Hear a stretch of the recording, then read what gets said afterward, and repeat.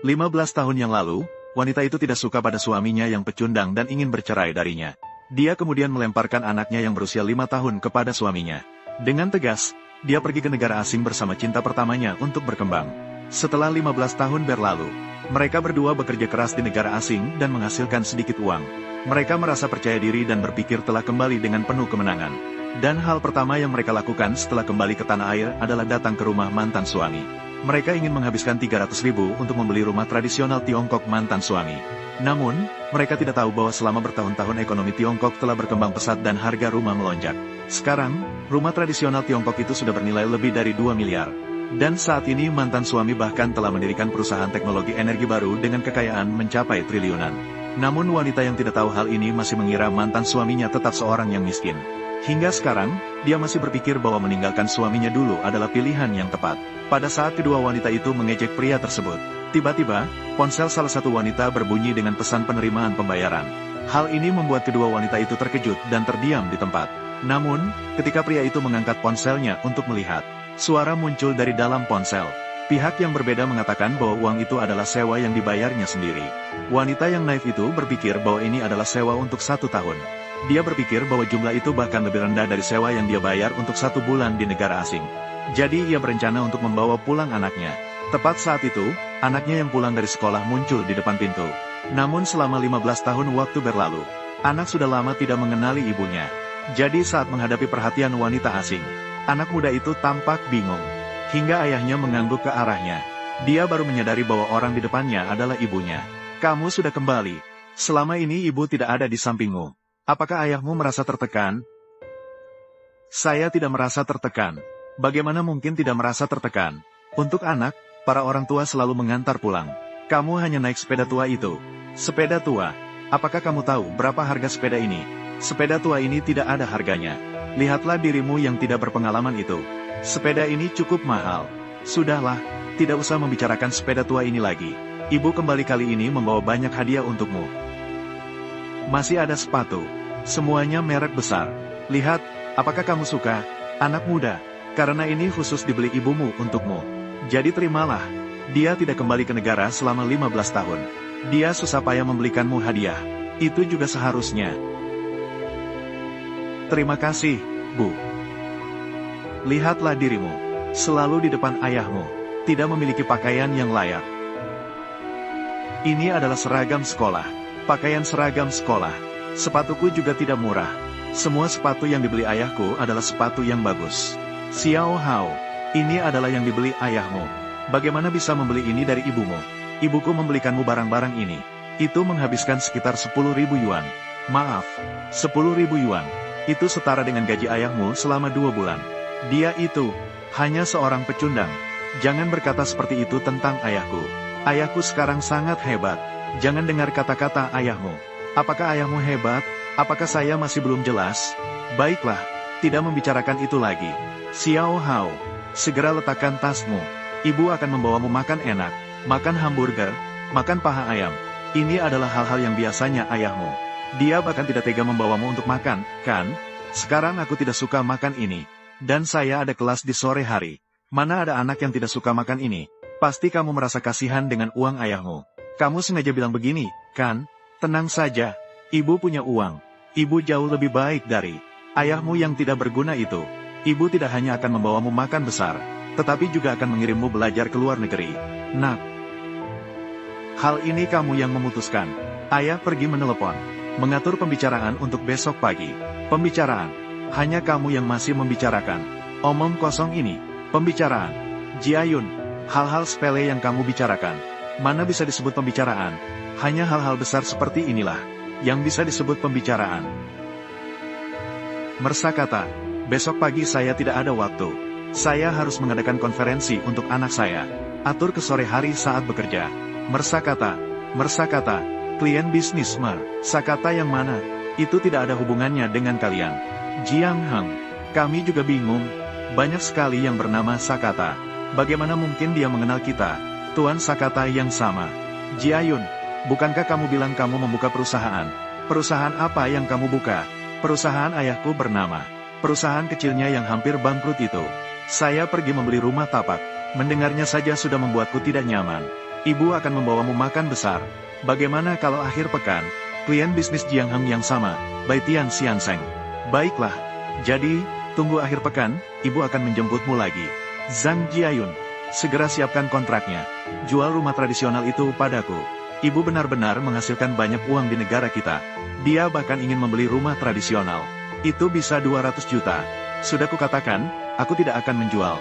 Zhang Jiayun, apakah kamu ingin mencoba meminta harga yang tidak masuk akal? Dengan rumah tradisionalmu yang sudah tua dan rusak itu bisa berharga berapa? Rumah tapak di negara kita itu yang berharga. Aku bersedia memberikan harga tinggi. Aku sudah meremehkanmu. Iya benar, rumah-rumah di negara kita memang tidak berharga. Apalagi, rumah tradisionalmu yang rusak dan penuh kerugian ini. Jiang Heng, kamu dulu sangat bijaksana menjual rumah tradisional Zhang Jiayun. Itu sangat cerdas. Betul sekali. Rumah tradisional ini cukup berharga. Apa yang kamu, seorang anak kecil, tahu? Sudahlah, karena dia tidak mau menjual. Saya juga tidak memaksakan diri.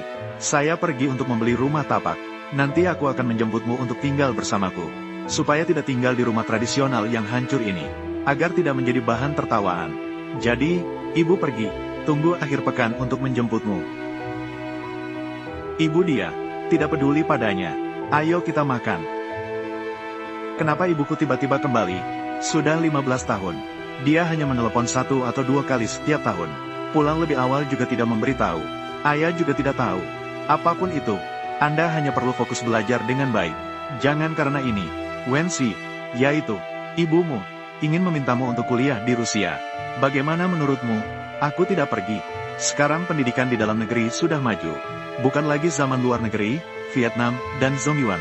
Lagi pula, kamu yang memutuskan. Dengar dari ibuku.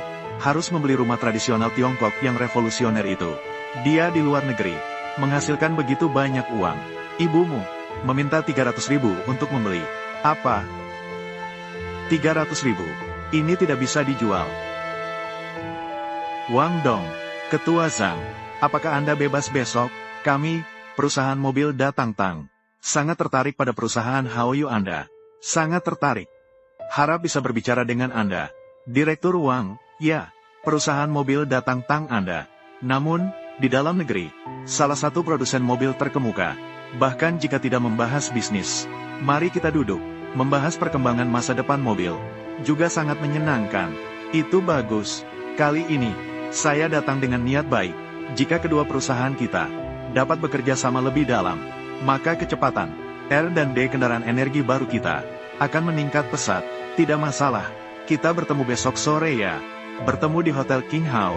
Kebetulan, saya juga sudah janji dengan seseorang di sana. Baiklah, sudah sepakat. Sampai jumpa besok sore. Semoga kita bisa menjalin kerja sama. Sampai jumpa, sampai jumpa. Kalau kamu sibuk besok, mungkin tidak usah pergi ke rapat orang tua. Tidak masalah. Perusahaan sekarang sudah berjalan dengan baik. Tidak perlu ayah mengawasi setiap hari. Mengenai pembicaraan kerjasama, sudah dijadwalkan untuk sore. Lagi pula, pertemuan orang tua anak saya. Ayah, bagaimanapun juga, harus mengatur waktu untuk ikut. Lokasi hunian ini cukup bagus. Selain itu, dekat dengan rumah Zhang. Bagaimana denganmu? Bisa kapan saja memeriksa akun. Dan ini adalah rumah siap huni. Bisa dilihat, Tuan dan Nyonya. Kalian tertarik dengan tipe rumah yang mana? Kapan saja bisa konsultasi dengan saya. Di sini, rumahnya dijual berapa? Rata-rata harga berada di antara 80.000 sampai 90.000. Lokasi kami sangat strategis. Lihat saja, harga di dalam negeri tetap rendah. Kalau dengan harga utara, tidak akan naik lagi. Saya rasa yang satu ini, yang 130 meter persegi, cukup baik. Kira-kira harganya berapa? Total harganya sekitar 1.100.000. Uang muka bisa 20%. Biaya perceraian dihitung-hitung. Sekitar 230.000. Ya, kamu berapa? Kan kamu baru saja bilang 80.000 sampai 90.000. Benar, 80.000 sampai 90.000 per meter. Total harganya sekitar 1.100.000. Bisa beli rumah di Beijing? Ya, segitu mahalnya. Nona, proyek apartemen ini berada di dalam lingkaran kedua Beijing. Harga di dalam lingkaran kedua memang seperti itu. Mari kita lihat lagi. Lihat lagi. Kalau begitu, kalian lihat dulu. Apa harga rumah di dalam negeri sudah gila? Saya sudah mencuci piring di Kanada selama 15 tahun. Saya juga ternyata tidak mampu membeli sebuah rumah. Mungkin karena apartemen lebih mahal. Lagi pula ini adalah gedung baru. Itu pasti berbeda. Seperti rumah tradisional Tiongkok yang kumuh tempat Zhang Jiayun tinggal. Pasti masih sangat murah. Kamu benar. Seperti rumah yang dihuni Zhang Jiayun. Pasti sudah tidak terjangkau. Mari kita cari rumah di sana. Meskipun agak kumuh, tidak sebanding dengan rumah di Kanada. Tapi tenang saja, bisa mengundang orang. Tuan Xiao Tian, ini aku. Pagi besok, Ketua Direksi Chen ada urusan di rumah. Direktur Chen menyebutkan sore ini. Selain itu, saya baru saja mendengar. Banyak perusahaan di Huaxia juga ingin berinvestasi di perusahaan mereka. Meskipun perusahaan di Huaxia pasti tidak sebanding dengan daya tarik kita di Wogu. Tapi kamu tetap harus segera kembali. Mari kita diskusikan. Bagaimana untuk memfasilitasi pembicaraan ini? Masih dalam kontak. Belum diterima. Aku sudah menunggu di sini. Tidak benar. Dia sudah menelepon 20 menit yang lalu dan bilang sedang dalam perjalanan. Dia seharusnya sudah sampai sekarang. Merban Tiang. Aku sudah sampai. Sekarang di lobi Beijing. Tuan Han Tian berkata. Orang sudah tiba. Apa itu kelompok tamu yang baru saja turun dari mobil? Tidak tahu. Cobalah cari dengan serius. Merhan Tian berkata. Apakah kamu melihat Ketua Zhang? Dia tidak kenal siapa yang bernama Ketua Zhang. Kelompok tamu yang baru datang itu. Mereka sekarang pergi kemana?